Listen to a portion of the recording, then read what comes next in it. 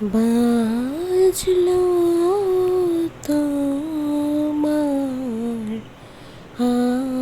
আলোর বিনু, মাতলো রে ভুবন, বাজলো তোমার আলোর বিনু। সবাইকে শুভ শারদীয়ার আগাম শুভেচ্ছা জানাই। আজকের এই মিনি ব্লগে আপনারা দেখতে পাচ্ছেন আমি ওয়ার্লি আর্ট করছি। কোথায় বলুন তো? আমাদের এই ফ্ল্যাটের দুর্গাপুজোর মণ্ডপে। প্রায় সকাল 10:30 থেকে শুরু করেছিলাম মণ্ডপের উপর আলপনা করা। বেজে গেছিল রাত্রি 10:30।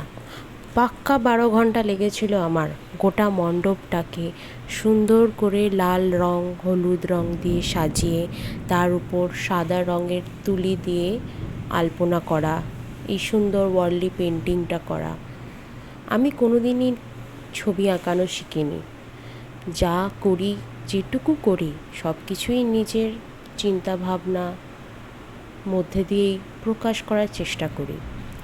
অবশ্যই এতে গুগল বাবাজির হেল্পও নিয়েছি।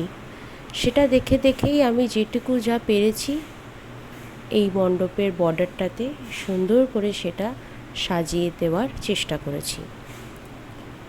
খুব সময় লেগেছিল নিখুঁতভাবে এই কাজগুলো করা।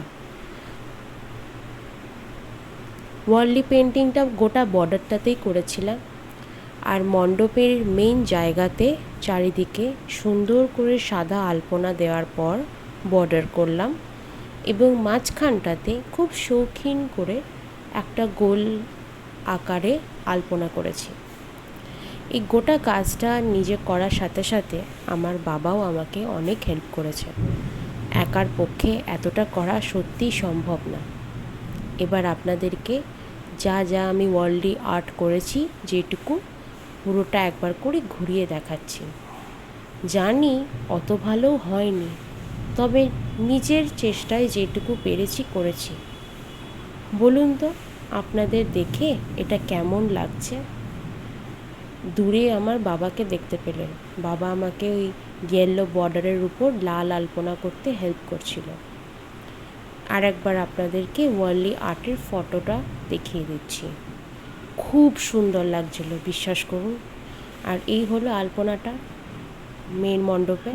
আর ওই যে দূরে কেমন হয়েছে অবশ্যই জানাবেন।